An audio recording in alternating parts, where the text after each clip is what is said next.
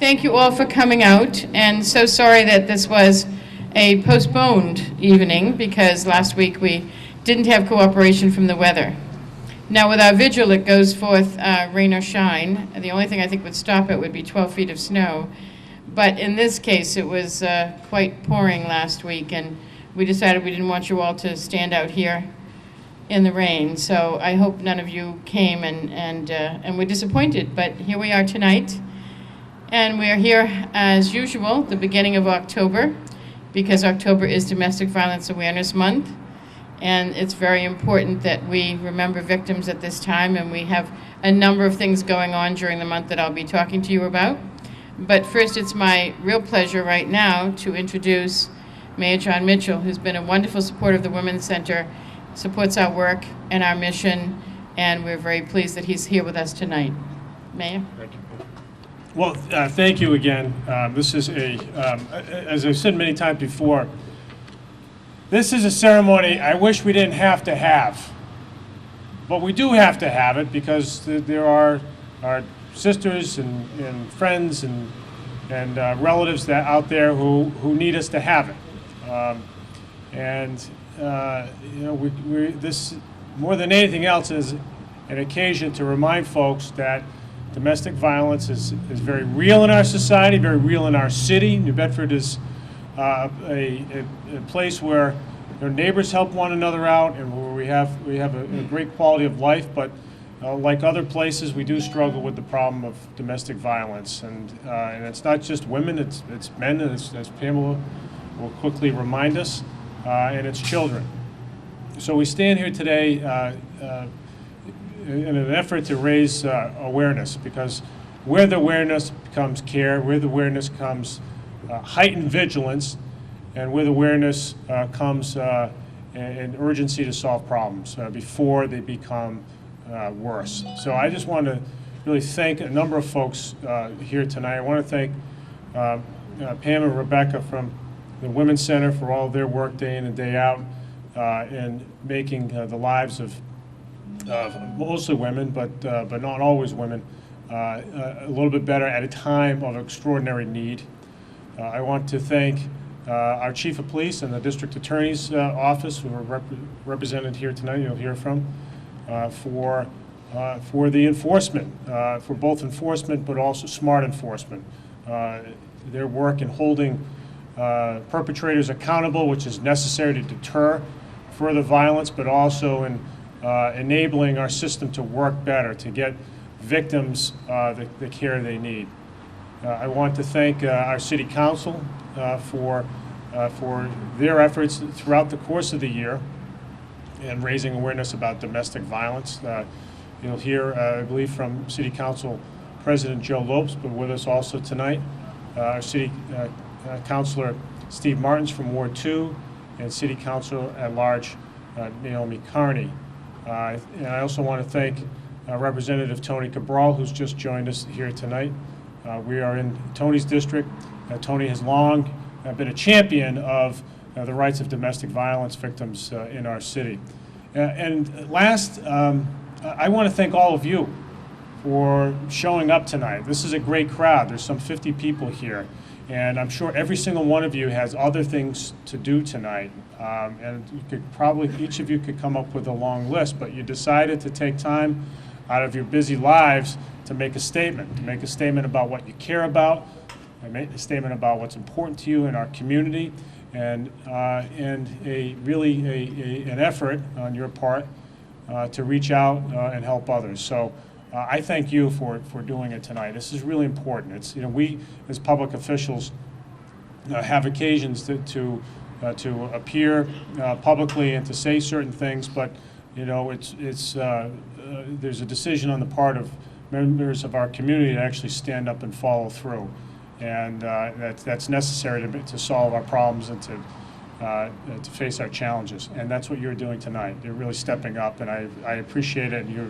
to be commended for doing that. So thank you very much, everybody. And I have a proclamation that I will quickly read by the dim light here. There we go. Councilor Lopes has a very effective smartphone with a very bright light on it that he lending me. Thank you, Joe. All right. So this is a proclamation about this month's occasion, which is Domestic Violence Awareness Month. And it says here, the crime of domestic violence is not confined to any specific group of people, but crosses all economic, racial, gender, educational, religious, and societal barriers. The crime of domestic violence violates an individual's privacy, dignity, security, health, and humanity. Approximately 15.5 million children are exposed to domestic violence every year. The LGBT community is affected by intimate partner violence at the same rate or more as heterosexual relationships. 74% of Americans personally know someone who has been the victim of domestic violence. More than 3 women and 1 man are murdered by their intimate partners in this country every day. 12 victims have lost their lives to violence in Massachusetts during the past year, since we were here last. Advocates, professionals, volunteers, and community members concerned with domestic violence will devote the month of October to raising awareness on the causes, prevention, and intervention of this devastating crime. So therefore, in recognition of the work done by domestic violence programs and victim service providers, I, as mayor, do hereby proclaim the month of October as Domestic Violence Awareness Month and affirm the city's commitment to ending domestic violence in our community, and thank from the bottom of my heart all the work that all of you do, as well as the Women's Fund. Thank you very much, everybody.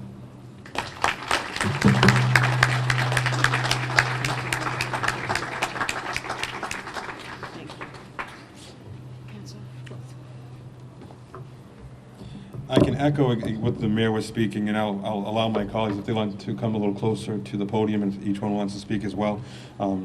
Tonight brings a voice to the people that were forced to stay quiet, either in the past or currently staying quiet. Tonight is people gathering, and everyone that's here could tell a story of something that they know or personally about domestic violence. And the Women's Center continues to be an advocate to bring it front and center and make sure that we're stopping domestic violence as a community, and that we're all working together to make sure that people can have a healthy, happy, and safe environment, not just for themselves, but for their kids. And as the mayor gave the statistics, how many kids are in the Bedford Public Schools that are scared to go home after school? That 7 hours a day in school could be the safest time that they have away from their family. That brings light to the issue that's going on. And we need to make sure that with the help of the Women's Center and the DA's office and the Chief of Police, that we're all working collectively to bring an end to it. So I thank you for all for coming out tonight, and God bless.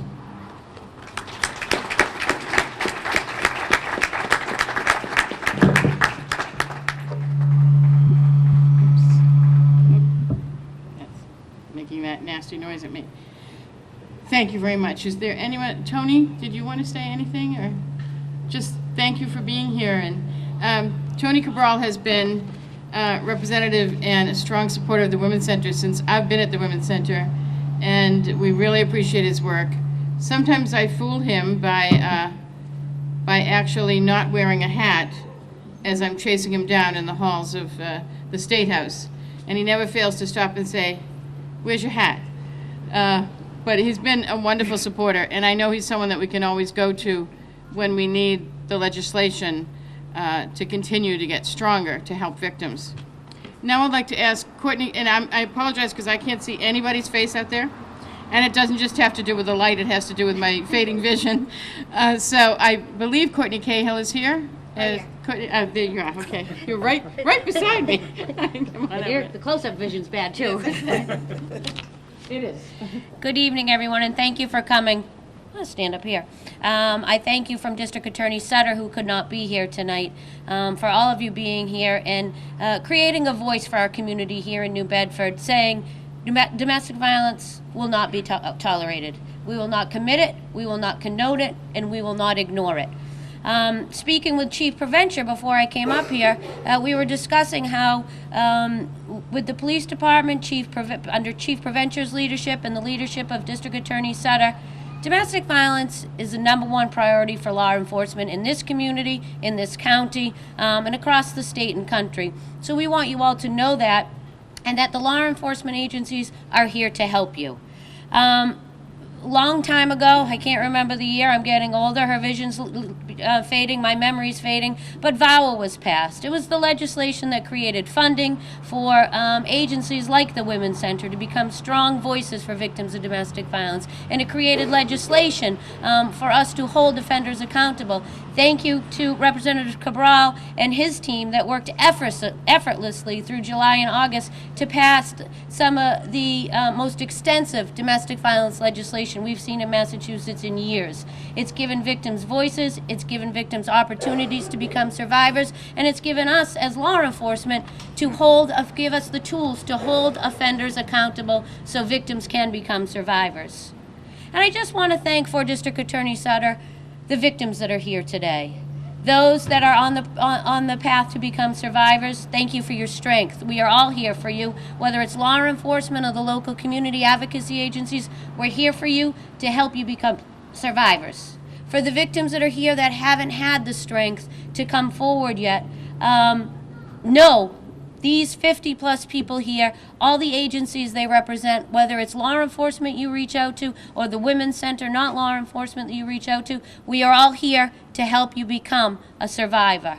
And finally, I want to thank all of you that are here that are family members of survivors and victims and bystanders, because without bystanders, family members, friends, fellow churchgoers, giving the support to victims, we could not have survivors. So I thank all of you, and remember your important role that you have in ending domestic violence. And finally, of course, to Pam Lima and her group, all those that work in the community advocacy agencies, and all those that volunteer in these agencies. District Attorney Sutter and myself, thank you for your tireless effort that you are putting into ending domestic violence in our city and our community. So thank you. Thanks.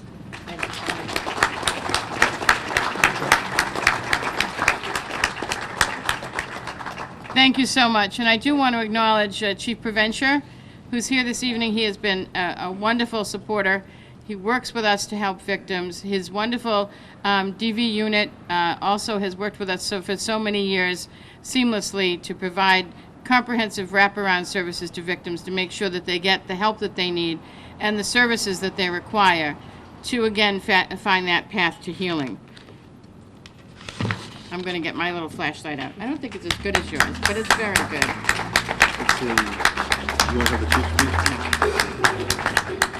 All right, so last year I could not see anything that I had brought with me, and someone reminded me that I did have a flashlight. These phones are wonderful, but I use the flashlight function much more now that I realize that I have it. So we have some good news tonight, actually. There were fewer domestic violence homicides last year in Massachusetts than in any year since I've been at the Women's Center. And I've been at the Women's Center for 12 years. So that really is good news. It proves that voices have power. It also proves that shining a light on an issue that has become hidden and secret and been hidden and secret for so many years really works, that we need to shine that light. We will be doing that this week. I was going to say tonight, but we will be lighting the tree this week, not this evening, because apparently I thought that this was only a matter of my childhood, that when one light goes out, all the lights go out. But we are having some technical difficulties with the tree right now that's equivalent to that. So the mayor will not, in fact, be able to light the tree tonight. He will light it this week as soon as they work out the technical difficulties. And the reason for it is to remind us all of the victims who have lost their lives to domestic violence. The lights will be purple. Purple is the color of domestic violence. And we ask you all to wear a purple ribbon this month, or wear purple, like my hat, just to remind everyone that there are still victims every single day. And that brings me to the bad news. We had 12 homicide victims. We now have 14. They were not added to the list until recently because there was a murder-suicide recently in Springfield, Massachusetts. So again, in Massachusetts, we're up to 14 this year. It is still down from before, and that's important. But it's important to remember the victims. And it is interesting to see what is happening on the national level. There is a national conversation about domestic violence. It seems that the world has finally discovered that there is domestic violence among us. And all because the NFL acted so badly over a very dangerous domestic violence incident. But we know that it's not just in the NFL, and we also know that it's not violent sports that causes domestic violence. We know that it's all around us, and we know that it affects all of us, or touches those that we love. The media attention has been focused primarily on celebrities involved in domestic violence. But we know that not all victims are celebrities, and we have to be involved and really find it important to shine a light when they're not celebrities, when they're in fact, as the mayor said, and as Courtney said, when they are our brothers, our sisters, our sons, and our daughters. We know it's important that we continue to be their voices until they can find their own voices. And it's an interesting thing that Courtney did tonight. It's almost as if we spoke about what we were going to say this evening together, but we hadn't. She used the victim word. I used the victim word. There's a big conversation in our work about using that word. Many people believe we should only call the people involved in domestic violence survivors. But as Courtney said, they're not survivors until they find the path to healing. We can help them become survivors. And language is important, and sanitizing our language helps us to forget that these individuals are victims of crime. They are, in fact, crime victims. It is a crime when domestic violence takes a physical toll, when it is acted out physically. It is a crime. They are victims of crime. And not using the word helps us to forget that there are victims. It also helps us to forget about the perpetrator and about the fact that the perpetrators need to be held accountable. In our city, we're fortunate. We have a wonderful police department under Chief Prevention. We have a great DA who help to hold perpetrators accountable. But we must all hold them accountable. Society has to hold them accountable. And it doesn't matter if they can sing or dance or throw a football or block a pass. We need to stop buying what they're selling. We need to stop buying the products that they advertise. We need to hold the perpetrators accountable. And we need to get help for the victims. We need to continue to be the voices for the victims. We need to continue to stand up and speak out for them. You can do that by getting involved in Domestic Violence Awareness Month activities.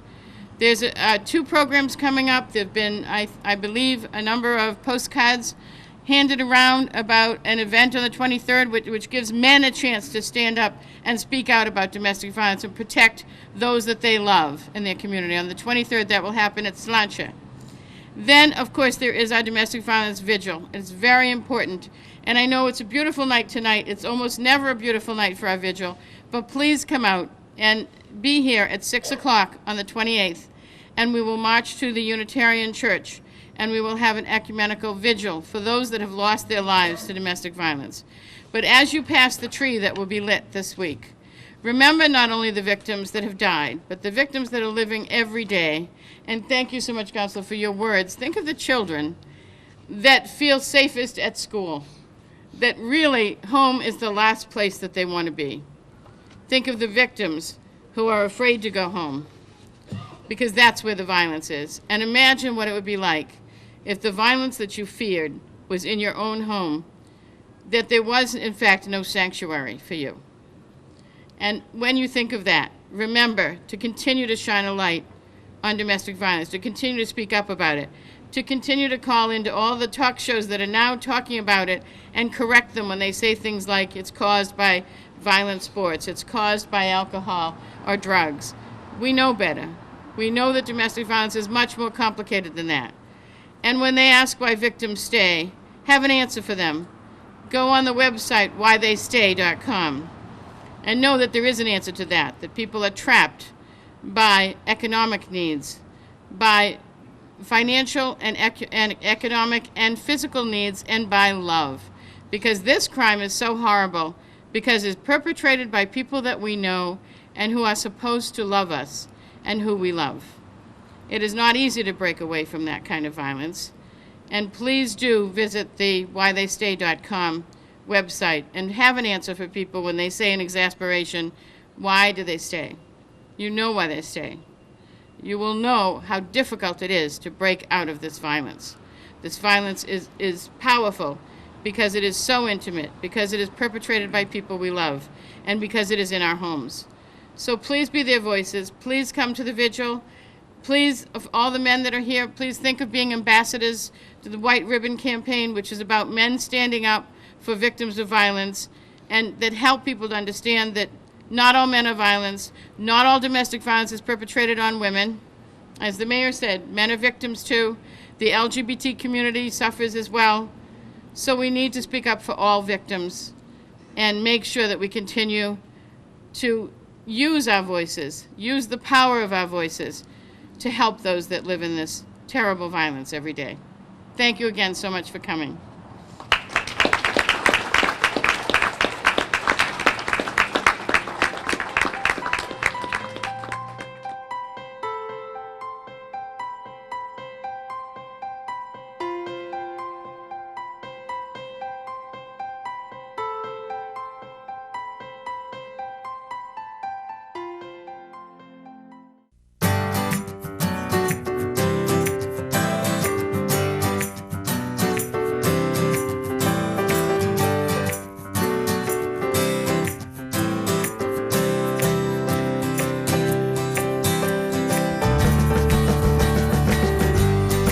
Real men know that getting tested is the way to take care of their families.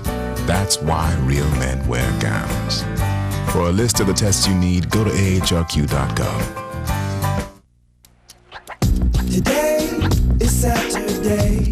60 minutes of physical activity a day and eating well can help get your child healthy. Get ideas, get involved, get going at letsmove.gov. That's letsmove.gov.